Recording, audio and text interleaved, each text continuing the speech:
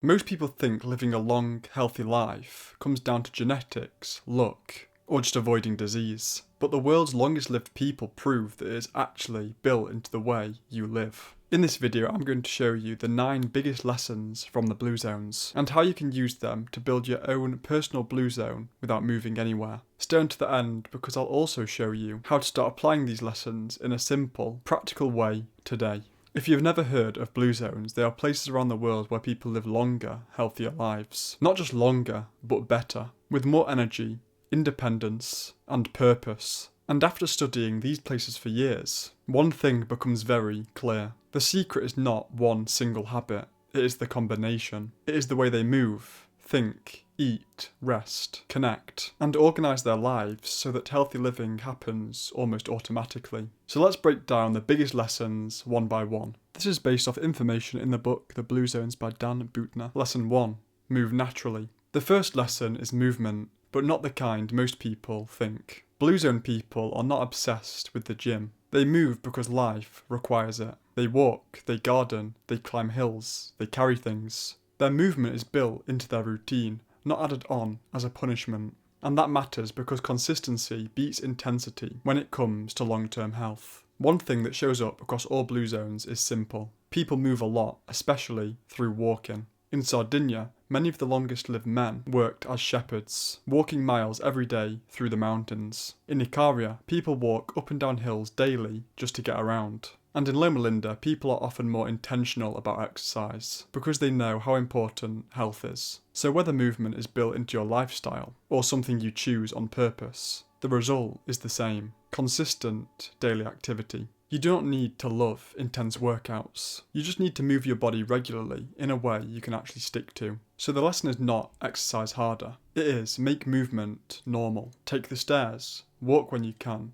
park further away. Do chores by hand sometimes. Make your life a little less convenient so your body has to do more. And if you want to make it sustainable, do what you enjoy. Ride a bike, garden, get outside. Take a break and move your body. If you hate the gym, do not build your plan around the gym. The book also points out that a good routine should include more than just walking. Balance, strength, and flexibility all matter too. Even standing on one foot while brushing your teeth can help. And yoga can be a great option because it improves balance, strength, flexibility, and joint health all at once. The big idea is simple. You want to be a miler, not a sprinter. The goal is to build a routine you can sustain, ideally around 30 to 60 minutes of movement most days of the week. And once you see movement that way, the next lesson makes even more sense, because what and how you eat matters just as much. Lesson 2. Hara, Hachi. One of the most powerful habits in the blue zones is the idea of stopping before you are stuffed. In Okinawa, there is a phrase for it, Hara, Hachi. It means eat until you are about 80% full. That means you finish your meal satisfied, not overloaded, just enough. And that sounds small, but over a lifetime, it is a huge deal. Most people do not gain weight from one big meal. They gain weight from eating just a little too much over and over again. A few extra bites here, a few extra calories there, and it adds up. That is why this approach works so well. It's not about extreme restriction. It's about eating in a way you can actually sustain. In the blue zones, people just naturally eat less, and their meals are built around simple, nutrient-dense foods. That matters because food volume and calories are not the same thing. A plate can look full and still be lighter than a typical processed meal. So the goal is not to starve yourself. It is to eat in a way that fills you up, without pushing you past what your body actually needs. And this is where small changes make a big difference. Eat more slowly. Use smaller plates. Do not eat distracted. Keep unhealthy snacks out of sight. Simple things like this make it much easier to stop before you are full. And maybe most importantly, stop eating while you still feel good. Not when you feel stuffed. Because that small gap between no longer hungry and full is where most people go wrong. So the lesson is simple. Do not just eat until the food is gone. Eat until your body has had enough. And once you understand that, the next lesson becomes even more obvious. Because the blue zones do not just eat less, they also eat better. Lesson 3. Plant Slant. The biggest common denominator in all blue zones is the way people eat. It is built around real, whole foods. Not processed, not packaged, not artificial. Across the blue zones, meals are mainly plant-based. Beans, vegetables, whole grains, fruits, and nuts. Meat is not completely eliminated in most places, but it is rare. The one exception is Loma Linda, where many people follow a fully vegetarian diet. Another key difference is where the food comes from. A lot of it is homegrown or local, seasonal and simple, and meals are cooked from scratch. In Loma Linda, people may not grow everything themselves, but they still prioritise high quality, whole, and often organic foods. There is no processed foods, constant snacking on packaged products, or reliance on convenience meals. So healthy eating is not something they force, it is just the default. The practical lesson is simple. Make whole foods your foundation, build meals around plants, cook more of your own foods, and reduce processed foods as much as you can. Beans, whole grains and nuts show up again and again because they are filling and nutritious. You do not need to be perfect, you just need to shift the balance. Because when you look at every blue zone, the pattern is clear. The longest lived people consistently eat foods like legumes, whole grains and nuts, and that is linked to better health and longer life. But you do not need to memorise the science to understand the message, just look at the pattern. They do not eat like everything is a special occasion. They eat in a way that works with the body. Simple, natural, and not overdone. And once you understand that, the next lesson makes even more sense. Because it is not just about what you eat, but how you approach things like alcohol and moderation. Lesson 4. Grapes of life. Drink red wine in moderation. In some blue zones, people do drink alcohol, but not in the way most modern people think about it. In places like Sardinia, it is a small glass of dark red wine, with meals or with friends. In Okinawa, it is a glass of sake with friends.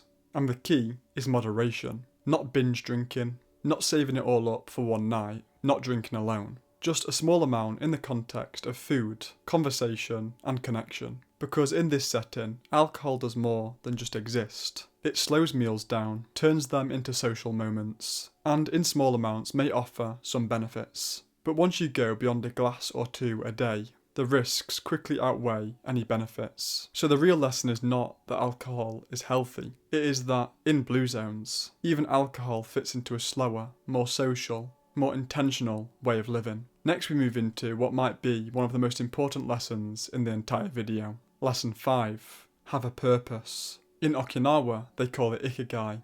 In Nicoya, they call it plan de vida. Different words, same idea.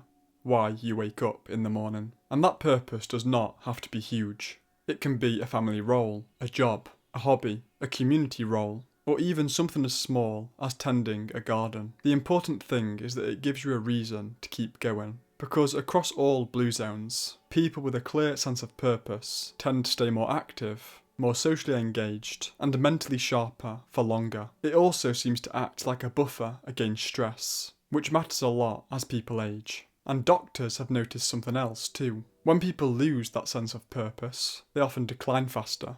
But when someone still has something they want to finish, they keep going. If you are a painter and still have a painting to complete, you wake up with a reason to move forward. This is not just a mindset. An 11-year study found that people with a clear sense of purpose lived longer and stayed sharper than those who didn't. So the lesson is simple. Do not just fill your time. Have something to wake up for. And once you have that direction, the next challenge becomes just as important. Because stress is the thing that can quietly take it away. Lesson 6. Downshift. Blue zone people make time to slow down. That may sound small, but it is not. Stress is not just a feeling. Over time, chronic stress wears the body down, increases inflammation, and makes healthy habits harder to maintain. So, blue zone cultures build in ways to reset. An afternoon break, a quiet moment, a Sabbath, a prayer ritual, a slower pace of life. They are not rushing through every hour of the day like they are late for something. And that matters because slowing down is one of the simplest ways to reduce stress and protect your health over time. In the blue zones, rest is not something you have to earn. It is part of the design. And if you want to copy that, start small. Make room for silence. Be early instead of rushing. Reduce the noise around you. Take a few minutes to pray, meditate, or just sit still. Because when life slows down, everything else gets easier too. And that leads into the next lesson, because slowing down is often supported by something even bigger. Lesson 7. Belong. The next lesson is spiritual connection. Across the blue zones, people are usually part of some kind of faith, community, or spiritual tradition. That does not mean it has to be one religion or one belief system. The deeper pattern is belonging. People need somewhere to go, something to believe in, and a rhythm of reflection that keeps them grounded. In the blue zones, that often comes through worship, prayer, and regular community life. And the research backs it up too. Even attending services as little as once a month has been linked to longer life, lower stress, and better overall well-being. One reason this matters is that faith gives people a place to put their worries. Instead of carrying everything themselves, they hand some of that stress over to something bigger. That seems to lower chronic stress, which is one of the biggest drivers of ageing. So the lesson is not just about religion in the narrow sense, it is about belonging to something bigger than yourself. Something that helps you stay grounded, connected, and less overwhelmed by life. And that leads naturally into the next lesson, because belonging matters even more when it includes the people closest to you. Lesson 8, loved ones first. Blue zone people make family a real priority. Children, parents, grandparents, spouses, siblings. The family unit is central, not optional. In many blue zones, families live close together and often in the same household. Older people are not isolated, they are included, respected, and part of daily life. That matters because it gives them something powerful. Connection, support, and a continued sense of purpose. Family is not just emotional support, it shapes how people live day to day. People who stay close to family often eat better, feel safer, stay more active, and experience less stress. The lesson is simple. Do not treat family like a side thing. Build your life around it. Make time.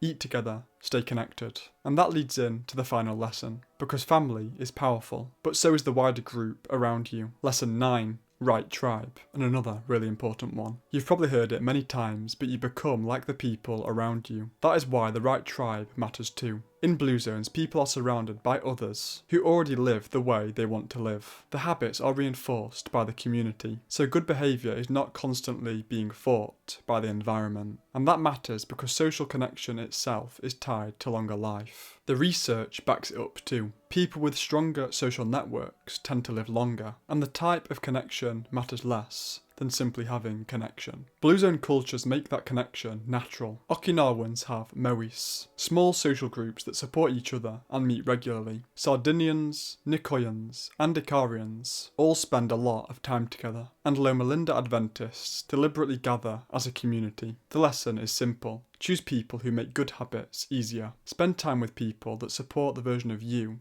actually want to become. Because long-term health is not just an individual project, it's social. And that is really the core message of all the blue zones combined. How to start. Now you don't need to do all 9 of these things at once. That is where a lot of people go wrong. They hear everything, get overwhelmed, then do nothing. But the whole point of the blue zones is not perfection, it's design. The goal is to make healthy choices easier until they become the default. So start with the low-hanging fruit. Pick just 2 or 3 habits that feel easiest for you right now. Maybe that is walking more, eating until you are satisfied instead of stuffed, and spending more time with people who support your health. Make those part of your routine first. And the good news is that habits do not take forever to build. Research suggests that in as little as 5 to 12 weeks, a new practice can start to become automatic. So, do not try to change everything at once. Start small, stay consistent, focus on small wins. Once those habits become natural, add another one,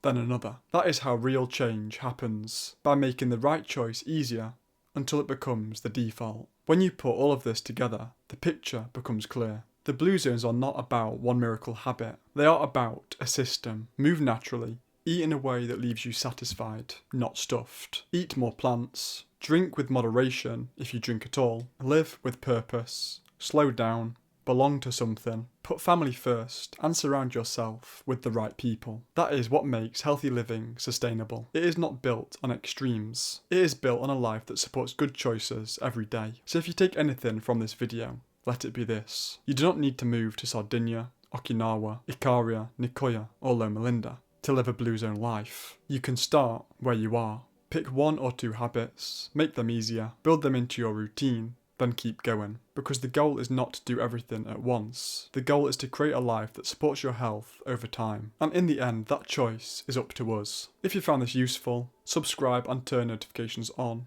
More Blue Zones and longevity deep dives are coming. Drop a comment down below on what lessons you are going to start first. If you learned something new, please like and subscribe to keep learning. If you know anyone who's interested in this kind of content, please share this to them as it really helps me out. If you want to watch any of my other videos in this series, then the playlist will be on screen now. Thank you for watching and see you in the next one. And remember, stay positive even when it seems everything is against you.